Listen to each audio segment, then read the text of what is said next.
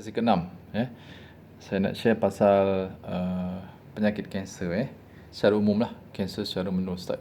Dalam video Nizam Bidara YouTube channel, tak pernah lagi kita satu sesi kita bincang pasal kanser, tajuk kanser secara khusus. Okay, kali ni baru teringat nak cerita pasal kanser lah. Okay, kanser ni adalah satu penyakit disebabkan oleh pertumbuhan sel secara tak normal. Pertumbuhan sel secara tak normal. Mana sel tu sentiasa membahagi dan cepat pembahagiannya di luar kawalan. Kan? Sehingga dia jadi membesar kan? Mewujudkan satu tisu yang sentiasa membesar di luar kawalan. Bila dia menekan organ-organ bersebelahan, tisu-tisu bersebelahan, tisu saraf, dia boleh menyebabkan kesan-kesan adverse lah. Dan yang lebih bahaya lagi bila dia bermetastasis. Maksudnya dia boleh merebak ke organ-organ lain. Contohnya ke organ hati. Itu yang bahaya. Jadi dan juga ke otak, ke tulang saraf-saraf. Ke mana lagi? Paru-paru. Perut. Kan? So banyak tempat dia boleh merebak. Jadi sel kanser ni adalah satu sel yang tak normal. Satu sel yang normal boleh bertukar menjadi tak normal disebabkan oleh mutasi jin yang berlaku dalam DNA sel tersebut lah.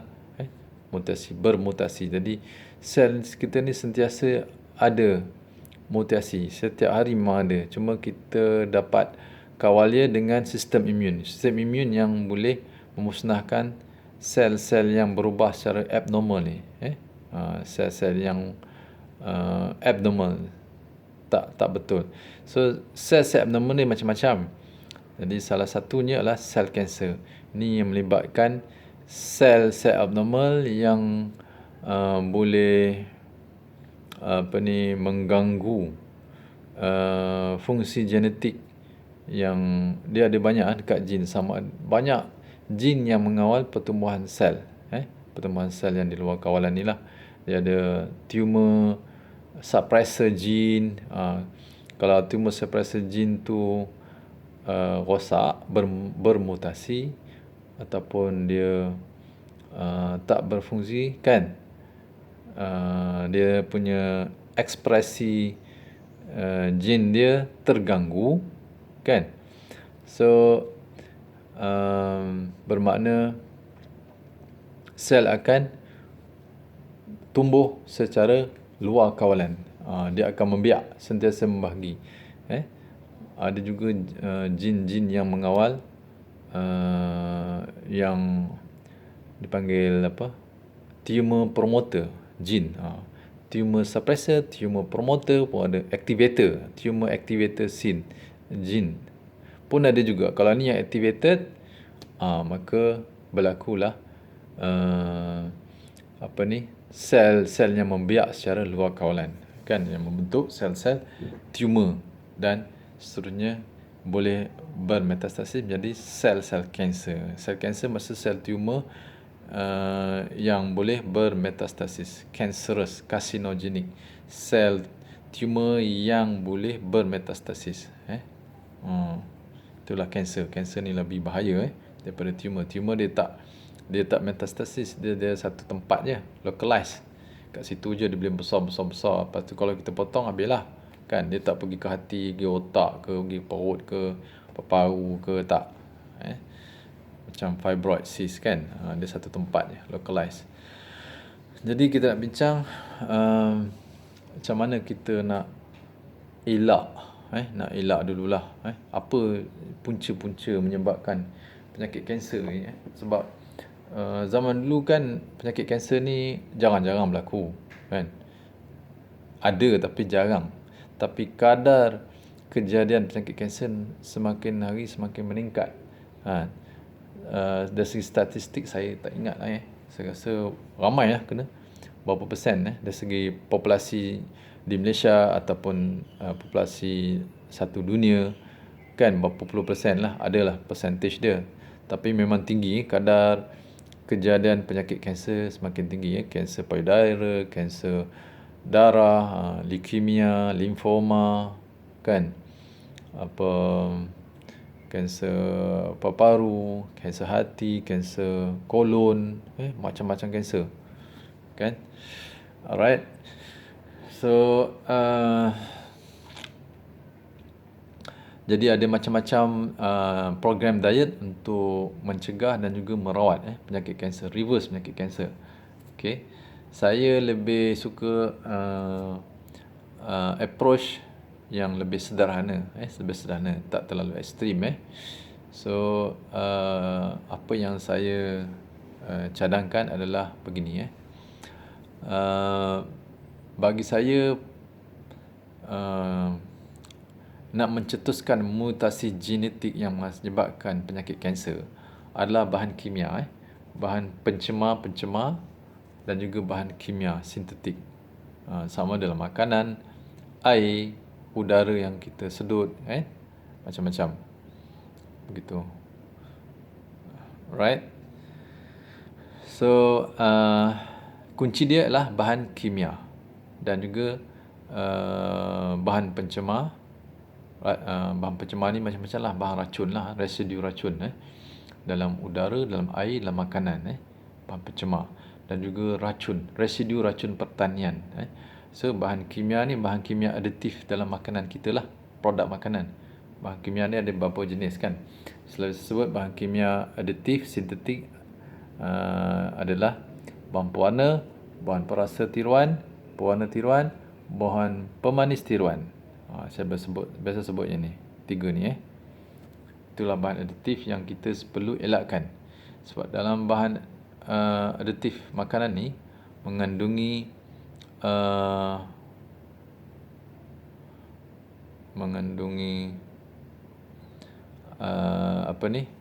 pelbagai jenis kompaun bahan kimia sintetik. Dalam bahan perasa berpuluh atau beratus kompaun bahan kimia yang ada dalam tu, yang telah dicampur untuk menjadi satu bentuk bahan rasa. Perasa durian, perasa mango, perasa limau, perasa oren, perasa strawberry, perasa apa lagi? Perasa apple, perasa vanilla, perasa pandan, macam-macam perasa dalam dunia ni. So bahan-bahan alami, kan, buah-buahan ke apa-apa jenis makanan, semuanya ditiru oleh para ahli food technologies, ahli kimia teknologi makanan, untuk meniru rasa bahan makanan alami tersebut dan dibuat dengan cara komersial, lebih murah, tapi menggunakan bahan-bahan kimia sintetik. Ada macam-macam. Proses dia pun sangat panjang. Sangat kita tengok, kalau siapa yang ahli kimia yang belajar cara membuat tu, jadi kita pun takut nak makan lah, kan. Tak. Sebab bahan dia bahan-bahan yang saya nak cakap pun terlalu, apa orang kata nanti, jadi orang jadi fobia pula nanti, kan. Tak menakutkan orang pula, kan. Jadi bahan-bahan kimia ni macam kimia lah, proses intermediate, proses begini, reagent ini. Saya nak cakap pun tak boleh. Bahan kimia ni macam ada yang toksik, yang beracun begini, yang cap tengkorak pun ada, kan. Itu bahan-bahan ni lah, kan. Untuk menghasilkan satu bahan kimia ini ada berpuluh atau mungkin beratus, kan, bahan kimia. Dan biasanya petroleum base lah dia punya bahan starting material, itu yang paling banyak, kan. Yang lain tu reagent je, kan.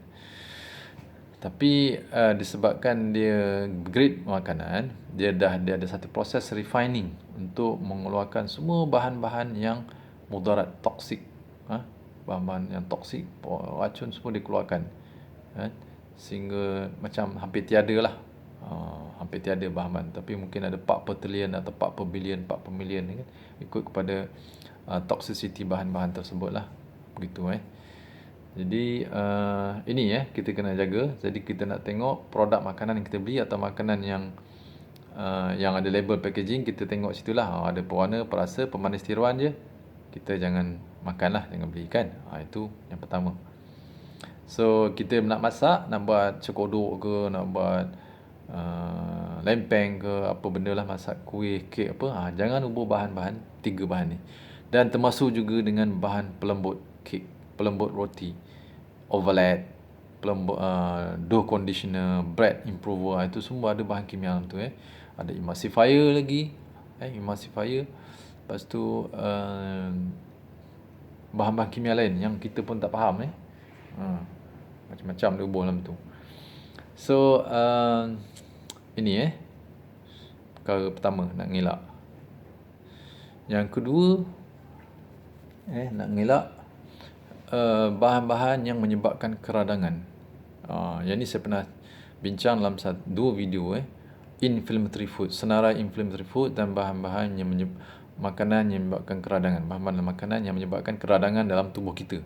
Keradangan yang boleh mencetuskan penyakit kronik, penyakit metabolik, macam-macam penyakit lah. Termasuk juga penyakit kanser. Bila berlaku keradangan kronik, dia boleh trigger penyakit kanser, perubahan genetik sel kita boleh berlaku secara mutasi. Begitu. Dan juga boleh mengubah gene expression.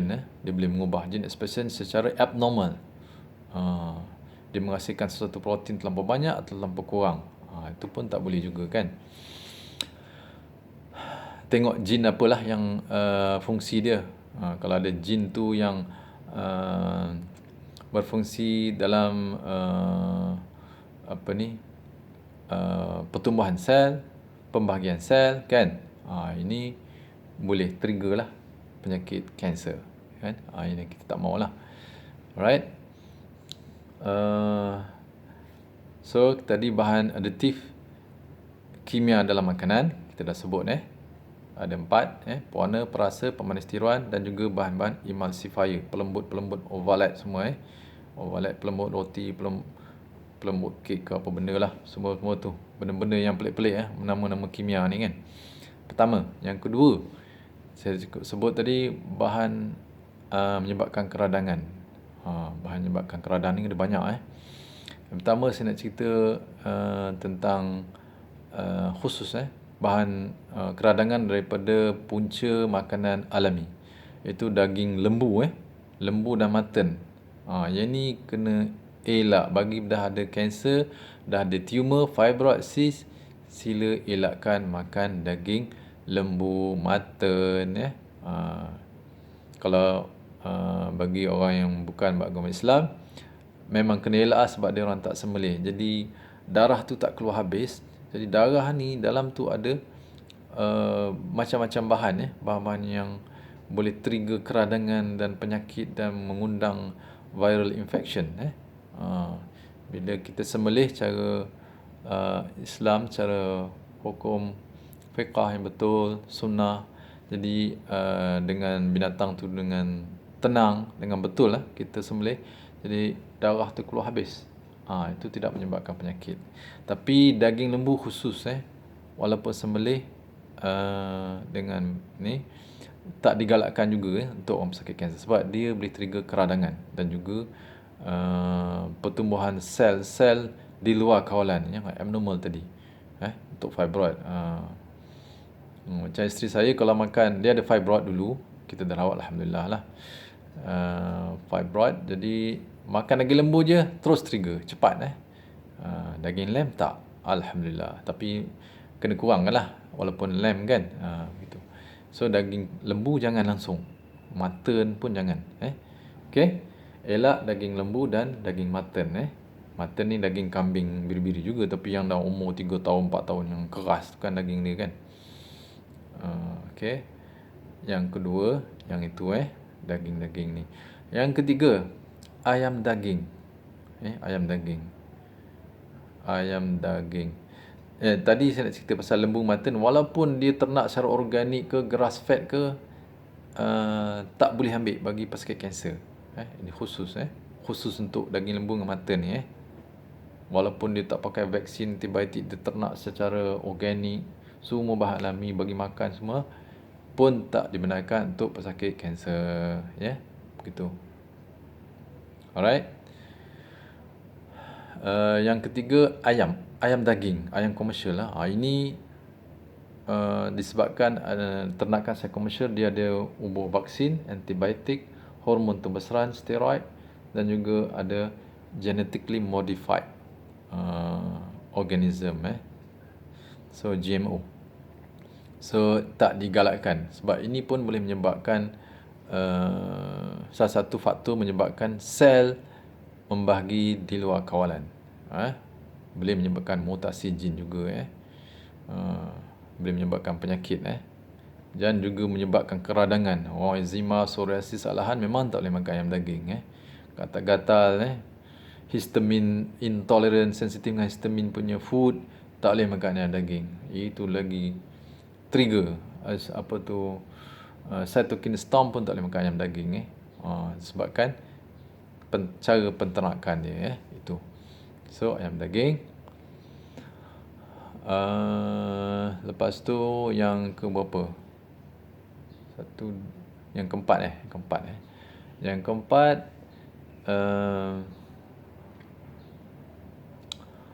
sila elakkan makanan yang digoreng menggunakan minyak recycle, minyak recycle.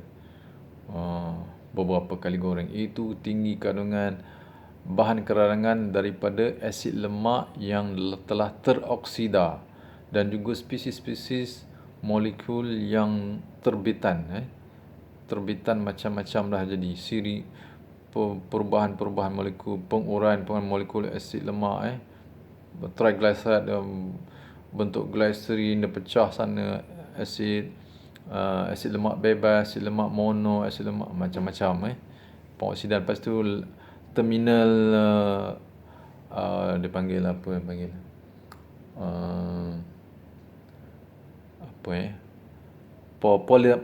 polymerized triglyceride. Itu pun sangat mudarat kepada tubuh kita. Yang ni kita makanan bergoreng lah, terutama sekali yang recycle. Secara umum makanan bergoreng kena kurang sekali, 2 kali, 3 kali seminggu cukup.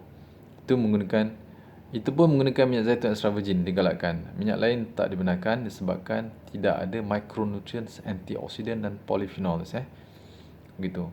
So kalau digoreng beberapa kali itu lagi tak boleh. Sebab bila goreng kali kedua meningkatkan kandungan asid lemak yang teroksida, asid lemak yang menyebabkan keradangan, trigger keradangan dan kerosakan sel, kerosakan DNA. Itu sebab tak boleh. Kali kedua meningkat, kali tiga goreng lagi bertambah. Katalah kali pertama dia meningkat 5%, asid lemak teroksida ni, yang termasuk juga apa benda tu, dah lupa dah. Aldehyde, macam-macam molekul dalam tu.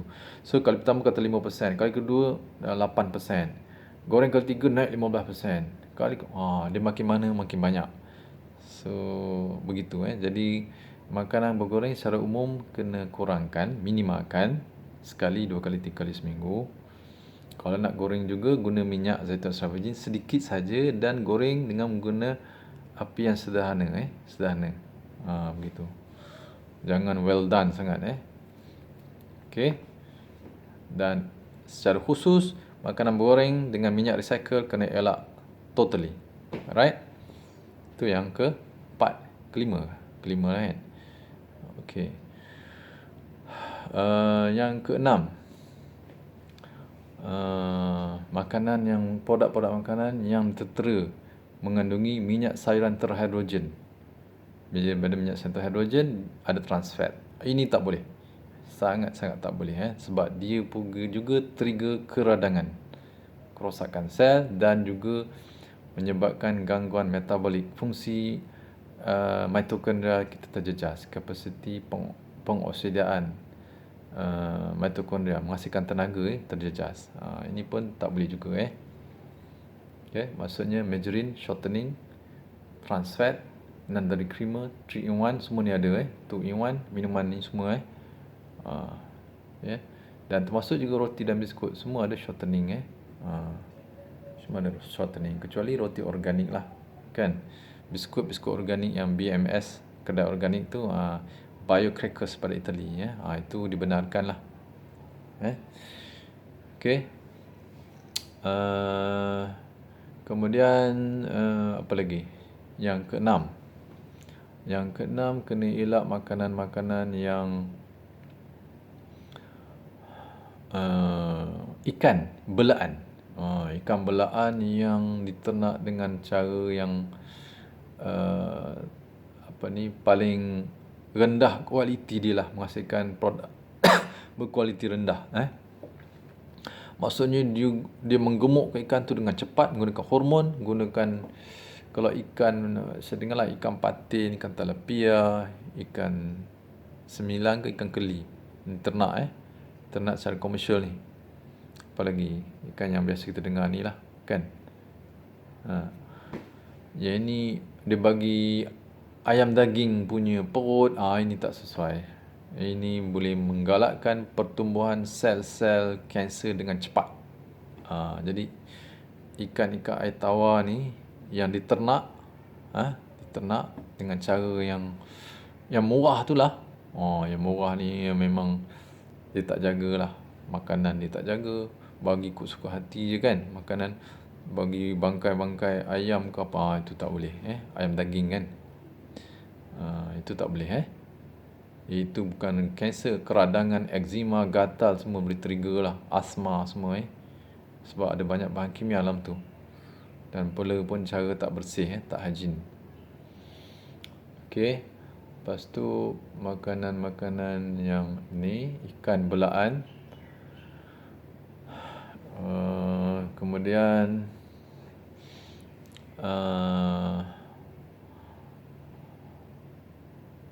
apa lagi saya belum lupa dah.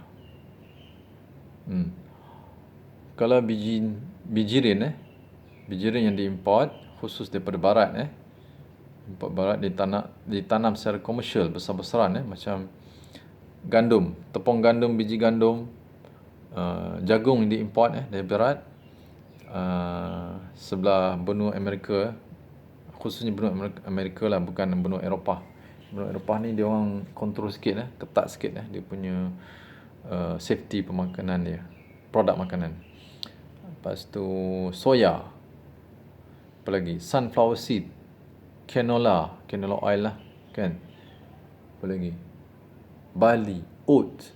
Ini semua tinggi kandungan residu racun herbicide, iaitu glyphosate, bahan aktif racun herbicide, racun rumpai, racun lalang tu dia orang spray direct dekat tanaman bijirin dan kekacang ni. Sebab dia nak mengeringkan pokok dan dia dapat tuai hasilnya dengan banyak, cepat dan mudah, tak ada yang rosak, yield tinggi lah, kadar kerosakan yang rendah.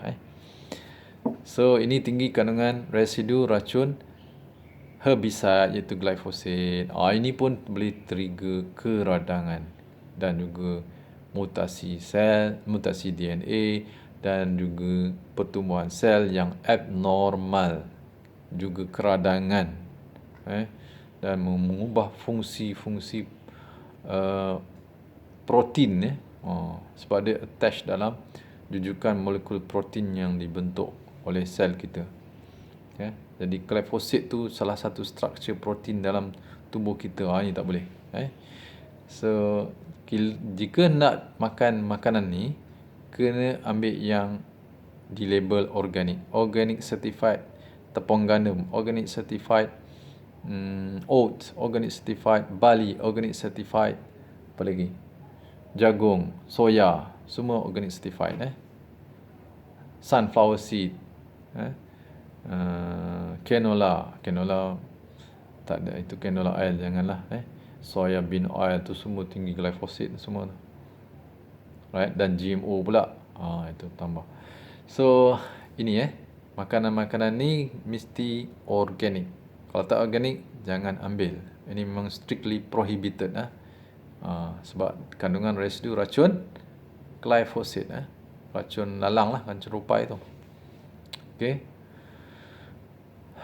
Kalau beras tak apa, tak perlu organik beras tak apa, beras tempatan tak ada masalah. GMO pun tak digunakan dalam beras tempatan lah. Okey. Kemudian ini yang penting yang sangat sangat mempengaruhi pembahagian sel secara abnormal. Dia sangat-sangat very critical. Lepas tu apa lagi?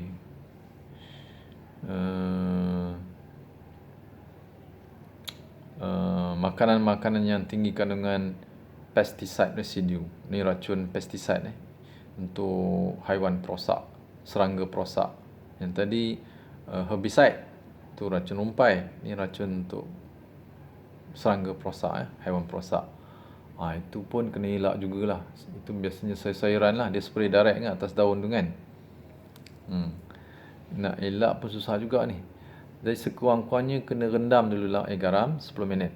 Ataupun cuka. Cuka, garam, soda bikarbonat.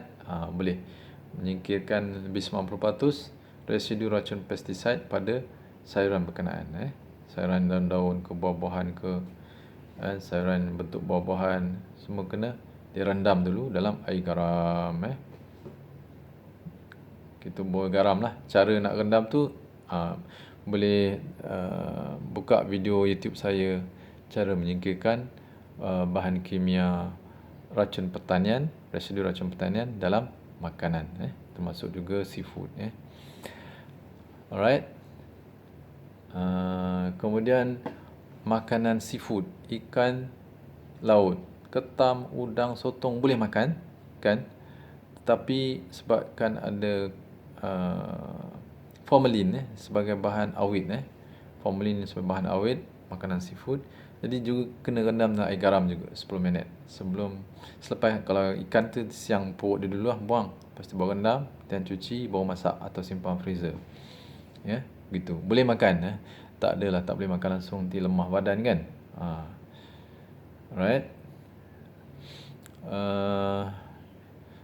Kemudian apa lagi makanan-makanan yang kritikal yang perlu dielakkan.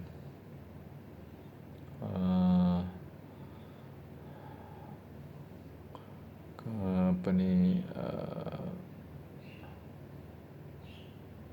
Okey, saya rasa banyaklah tu. Gula memanglah kalau ikutkan pandangan kebanyakan doktor naturopati dan doktor moden juga menggalakkan dielakkan teruslah gula putih kan. Saya pun memang tak galakkan lah gula putih, even gula perang atau molasses pun tak boleh, sebab ini pun tinggi kandungan racun glyphosate, herbicide tadi. So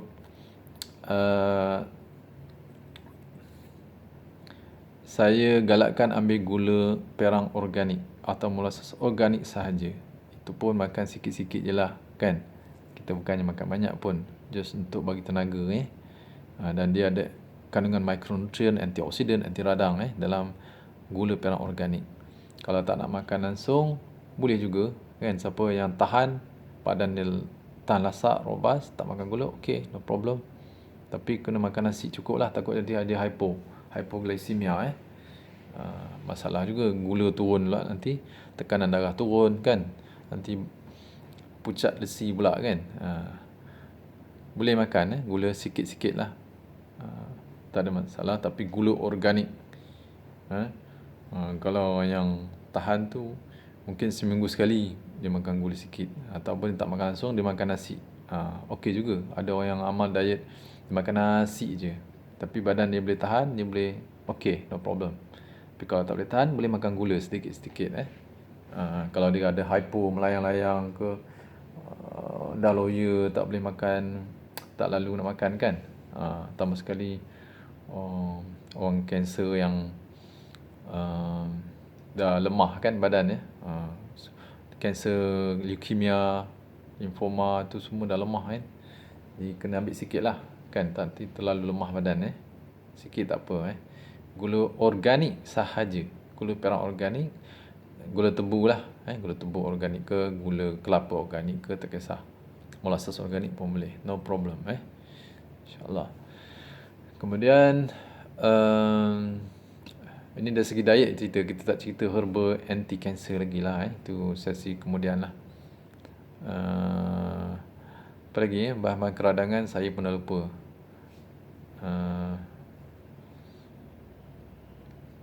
Makanan-makanan yang tadi saya dah sebutkan, pewarna perasan itu maksudnya semualah makanan-makanan yang paket yang dipack kan. Makanan ringan, makanan segera kan, mi Maggi semua tak boleh lah, burger, sausage, nugget tu semua tak boleh. Itu memang dilarang secara ketat, rigidly prohibited. Makanan-makanan macam ni tak boleh. Keripik-keripik, keropok semua tak boleh lah kan. Gitu. Alright, aiskrim pun tak boleh. Itu ada pewarna perasa tiruan. Alright. Kemudian apa lagi Dan satu lagi nasihat, kalau mampu dan boleh dapat dekat dengan kedai yang jual bahan-bahan organik, sila dapatkan makanan organik sepenuhnya kalau boleh. Kalau tak boleh sepenuhnya, sebahagian, semampu yang kita mampu. Dari segi mampu duit ataupun kemampuan kita nak dapatkan bahan tu lah. Bahan organik ni bukan semua kedai ada kan. Kalau jauh tak boleh dapat juga kan. Begitu So sedaya upayalah makan buah-buahan, sayuran organik kan. Bijiran ke beras organik susah dapat memang tak ada, tapi tak apa, beras memang no problem Okey. So begitu. Lepas tu susu problem susu sangat-sangat problem. Kalau nak minum susu yang organik sahaja. Organik saja. Selain daripada organik tak boleh.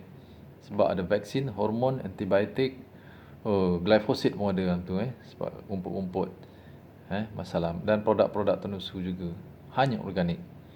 Dan kalau boleh elak makanan GMO juga. Ini pun satu benda susah juga kebanyakan memang GMO So itu saja apa yang saya nak sharekan tentang makanan orang kanser, orang yang nak mengelak kanser, yang dah dapat kanser jugalah sedikit pandangan saya lah, insyaAllah. Assalamualaikum warahmatullahi wabarakatuh.